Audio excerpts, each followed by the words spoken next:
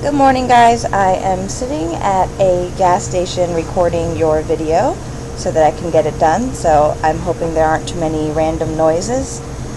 Alright, so we're going to start off with some easy ones. The very first guy, it is factoring where you literally just have to look at the negative 84, numbers that multiply to negative 84. Some of you just couldn't find the two numbers that multiplied to negative 84 and added to negative 5. Those are negative 12 and positive 7, and I think that was really the only issue with this problem. Alright, so there's that guy. Let's look at number 2. So number 2, this is a grouping problem, and the reason I assume that, and obviously we'll check if it works, is the fact that there are 4 terms, and we can group the first 2 together, we can group the second 2 together. So what you do with grouping is you figure out what is the greatest common factor of the first 2 terms, and that would be 2x squared. So what I have left is a 3x minus 5, and the only way grouping will actually work is if the second set of factors can make 3x minus 5. So really I'm looking at negative 12 divided by 3, and that gives you negative 4. And so we end up with 3x minus 5 being the new GCF. So I'm going to actually show you that here. This guy. So when I take it from that term, I end up with 2x squared. And then when I take the 3x minus 5 from the second term, I get a minus 4. Some of you lost half a point because of this little thing, which is, you notice that they are divisible by 2. So I factor out a 2, leave the 3x minus 5, and then when I factored out the 2, I had left x squared minus 2. And you can leave it in that form. So there's numbers 1 and 2. Number 3, I'm going to do this guy using guess and check. So I'm looking for 2 numbers that multiply to 12, 1 and 12, 2, 6, 3, 4. 2 numbers that multiply to 10, 1, 10, 2, 5. And I want... So, the numbers that we're going to multiply, the way we do guess and check, we take one number from this group, the 3. I'm going to multiply the 3, and I get this guy working, with 5. That gives me 15. I'm going to multiply the 4 with the 2, which gives me 8. And because of this plus, I'm going to literally add those numbers together, and I get 23. Now I want negative 23, so that will mean that I'm going to have to use 2 negatives as my sign. So what I mean by that is, we're going to start off with the front factors, and those are 3 and 4. So what I do is I set up my factors, I write the 3x here, and I write my 4x here. How do you know where the other numbers go? Well, you're going to literally follow the multiplication.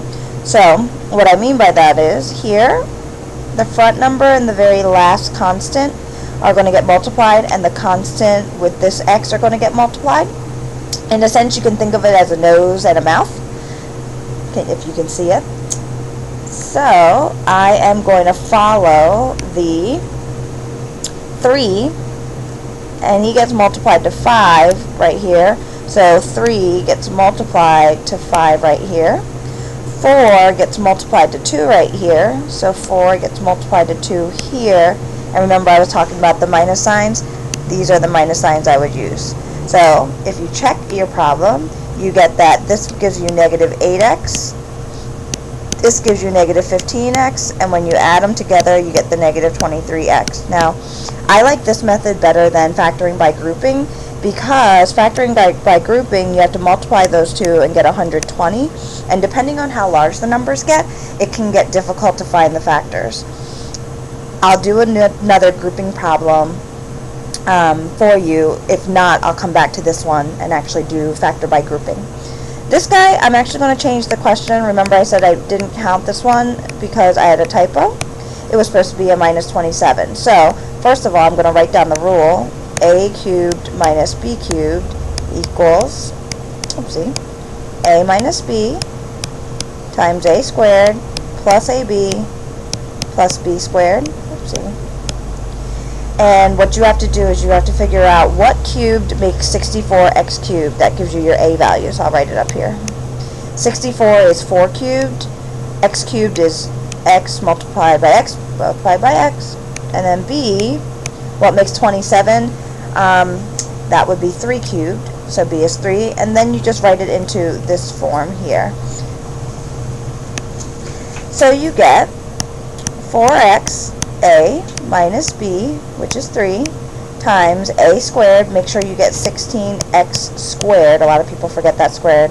Plus 12x, a times b, and then plus 9, which is the b squared. So that's number 4. Number 5. This tricked a lot of you. Remember, we're factoring, which means you want to make things simpler, and the worst thing you could have done was attempt to multiply it, which wastes all your time. So what we're going to do here is look and notice that there's a 3x squared, or sorry, 3x minus 2 and a 3x minus 2. So that's one of the GCFs. So I can take out a 3x minus 2. Next term, there's a 4x plus 1, there's a 4x plus 1. I can take out a 4x plus 1. So the confusion was what to do when you're left over. So these two terms multiply what? Multiply by another term should give us this front term. You need another 4x plus 1. Alright. Then you're looking at the second term here, which is plus this guy. And to make that work out, I would need a plus 3x minus 2. And what I noticed is those of you that had a mistake, you kind of forgot about the plus. You got to think about the fact that you're undoing the multiplication. So if I multiply and distribute again, I should get back the original function that I have up top, which is this guy. So I'm going to erase my marks here.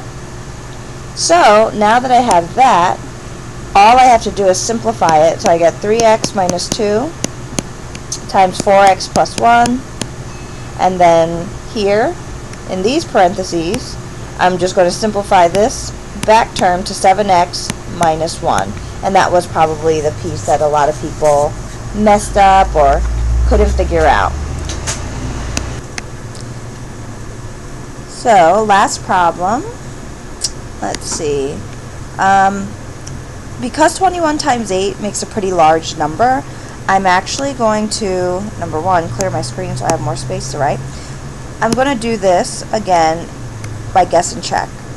So I want two numbers that multiply to 21, and there's only those two. 8, there's 3 sets, 1, 8, 2, 4, and I was wrong. There's only 2 sets. Wow, it's early. And then notice that minus sign. So when I multiply the sets, I'm actually going to subtract. So let's see if I can figure out. I want 2. So 7 times 2 makes 14. 3 times 4 makes 12. And when you subtract them, you'll get that 2. So what you'll notice is if I want it to be a positive 2, 14 would have to be positive. 12 would have to be negative to give us positive 2. So the way that works, the front terms, give me the front of the factors. The back terms here, let's do it in brown, give me the back factors, and remember the way we do it. There's his nose, there's his mouth, and the back terms, light blue. Let's see, the 3 gets multiplied to 4. And remember that needed to be a negative 12. So that's actually why we use a negative 4. And then the 7 has to get multiplied to the 2. So 7 gets multiplied to 2. But that was going to be a positive 14, so that's why that's positive.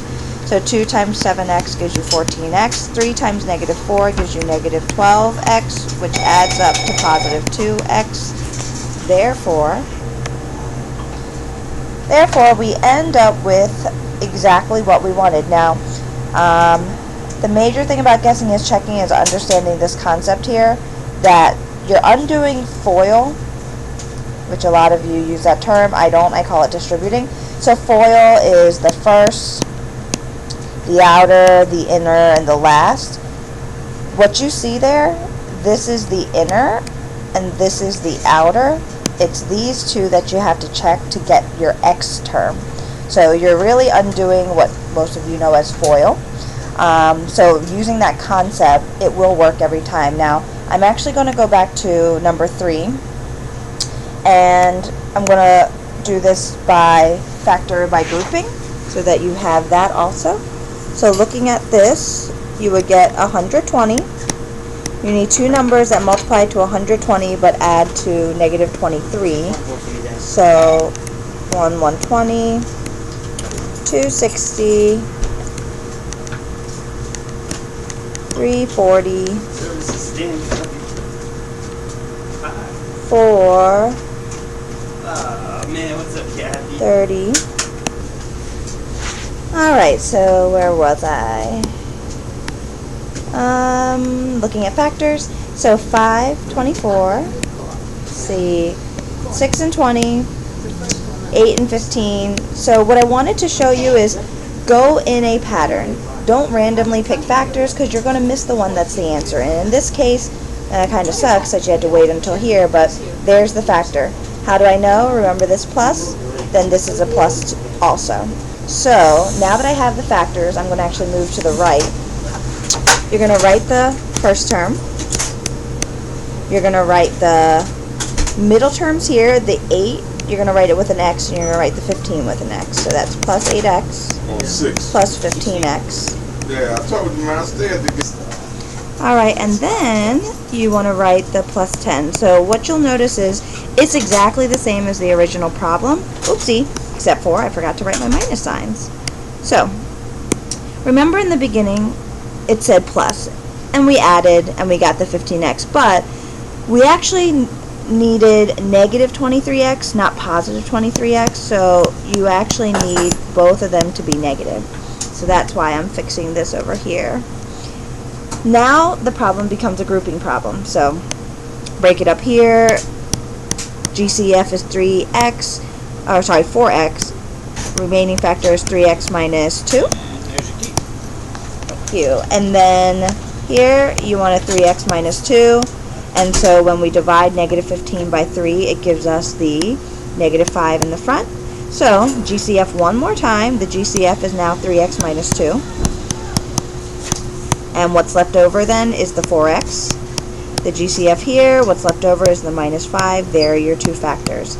So same exact problem done a different way. Alright? Sorry about the extra noise. I was in a gas station, but here is your video.